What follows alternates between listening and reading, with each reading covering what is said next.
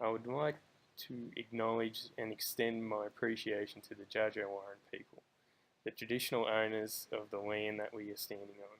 Today we pay respects to leaders and elders past, present and emerging, for they hold the memories, traditions, the culture and the hopes of all Dja peoples. Hello, my name is Dale and the following presentation will be on alcohol and other drug use in Aboriginal adolescents aged between 15 to 25.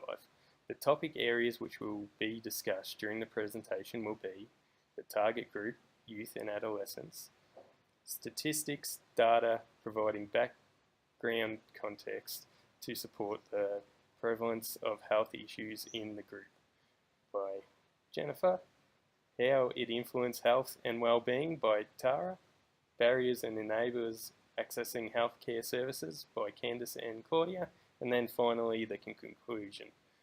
As a collective team, we found the 10-year gap in life expectancy between Aboriginal and non-Aboriginal people concerning. As a group, we wanted to explore and investigate health factors and other influences that impacted and influenced 10-year difference in life expectancy. Key areas which stood out to the group was clients of alcohol and other drug treatment services. 15% were Indigenous Australians aged between 10 and over, which is an overrepresentation in relation to the Indigenous Australian population size, as Indigenous Australians make up 2.8% of the Australian population.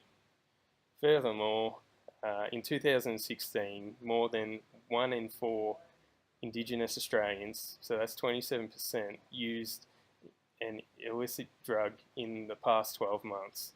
This was 1.8 times higher than non-Indigenous Australians. We will now discuss our findings with you. Next to present will be Jennifer with statistics, data providing background into context to supporting the prevalence of health issues to the group. Alcohol and drug abuse within the Indigenous community unfortunately all began with the European invasion. It has now skyrocketed out of control and has given the Indigenous community a bad reputation for alcohol and drug abuse. This is all shown through the statistics and facts which have actually improved and drastically dropped over the last few years. Tobacco usage amongst the Indigenous population has reduced from 55% in 1994 to 45% in the 2014 to 2015 period, and unfortunately accounts for 12% of the burden of disease for Indigenous Australians. Indigenous males are more likely to be smokers. It actually equates to 47% that smoke, compared to 42% of Indigenous females that smoke. Although 1 in 2 females stated that they smoked at some point within their pregnancies. With excessive alcohol consumption, the youth are affected greatly, with 15% of 15 years and older Indigenous Australians drank an excessive amount of alcohol. That's more than 2 standard drinks a day. This is very unfortunate and the percentage should be 0, especially for under 18-year-olds. With illicit drugs, it is quite high for Indigenous, with 1 in 4 Indigenous Australians having used an illicit drug in the past 12 months. Cannabis is the most used drug, specifically for 15 years and over youth. 30% of Indigenous had used an illicit drug within the 2014 to 2015 period. Methamphetamines have been used by 3.1% Indigenous Australians aged in that 15 and over age group. The differences between Indigenous and non-Indigenous Australians was still apparent even after adjusting for differences in age structure in 2014. Now I'll move on to mental health conditions. Although almost 1 in 2 Indigenous Australians with a mental health condition were daily smokers, and about 2 in 5 have used substances in the last 12 months. This was higher than for Indigenous Australians with other long-term health conditions, 33% and 34% respectively. Unfortunately, all of this leads to the Indigenous Australians having a 3 times higher death rate for drug-related deaths. I will now pass on to Tara, who will tell us about the health and wellbeing impacts on youth and the contributions to the gap. Health impacts on youth. Australia's Indigenous youth have expectations to be the future leaders in their communities. However, use of alcohol and other drugs is a problem that has been around for years and unfortunately has become an issue affecting the Indigenous youth.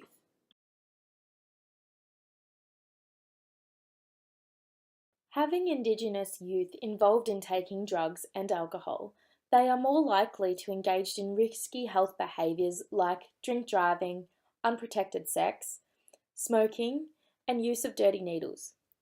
Engaging in these risky health behaviours contribute to approximately 25% of the life expectancy gap between Indigenous and non-Indigenous Australians.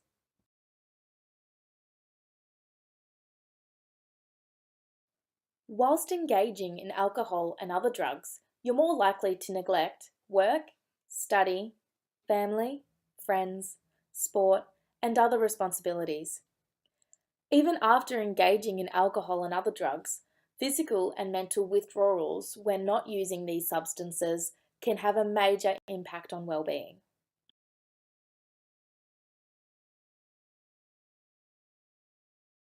So why do Indigenous youth engage in alcohol and other drugs?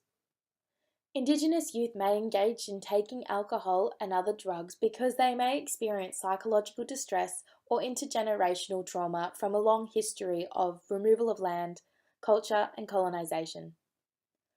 Other reasons for Indigenous youth to engage in alcohol and other drugs is because they may have limited knowledge about the negative health effects. In some communities, they have family and friends who take part in substance use, so therefore it may be considered a norm. I would now like to pass on to Candice, who will now discuss barriers. There are various barriers that prevent Indigenous Australians from having access to healthcare facilities. The most obvious one is their cultural background. This is because, traditionally, Indigenous live in rural and remote areas. In time, this has changed and forced Indigenous to change their culture, including the way they adapt to the European culture. Therefore, health complications have increased because of this. Language is a huge part of culture. The traditional language of the Indigenous Australians limits them to the amount of health literacy they can retain. This makes it difficult for Indigenous to understand what is being communicated through the health professionals, impacting the amount of care they are able to receive. For 15 to 25-year-old Indigenous Australians, their education background also has a huge influence on the amount of knowledge they have of the healthcare system and their ability to accessing it. Many Indigenous Australians within the 15 to 25-year-old gap have limited education, which therefore affects the access to healthcare. Another barrier that influences access to healthcare for youth and therefore their use to alcohol and drugs is the location of which Indigenous live. These areas are often very rural and remote, forcing Indigenous to have limited access to the variety of healthcare services out there. Unemployment amongst youth Indigenous is high, which therefore limits the individual to the money in which they have. Most of this is gained from Centrelink resources. This impacts even the simplest daily chores, including transport, fresh food, and healthcare services. These examples are requirements needed for a healthy and thorough life and are unfortunately leading to negative impacts on the overall healthcare of Indigenous youth.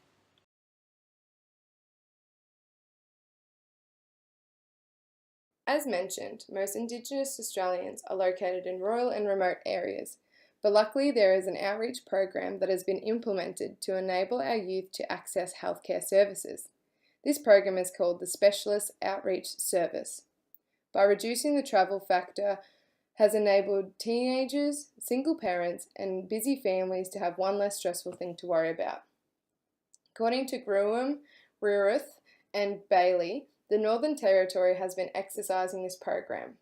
They provide full-time obstetricians, gynecologists, 5 general surgeons, and otolaryngologists regularly.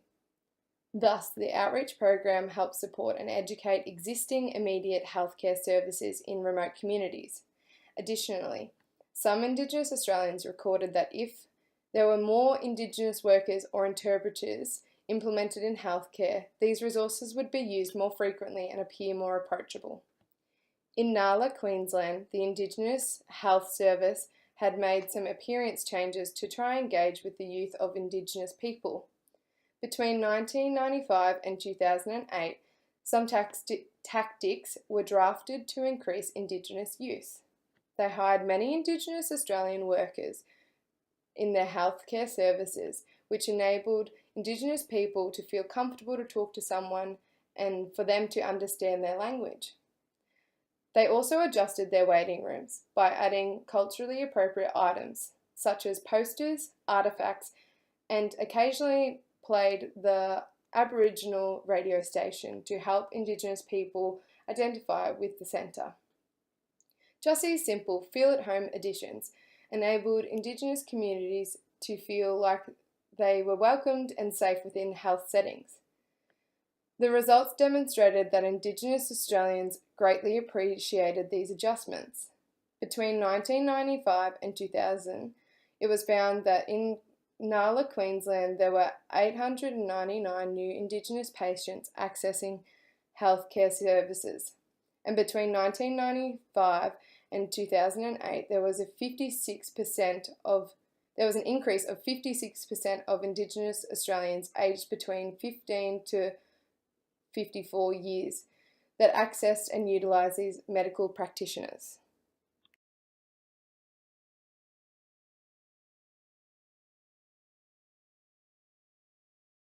To summarise our key points from our introduction, alcohol and other drug use in Indigenous youth between ages 15 to 25 is an ongoing issue.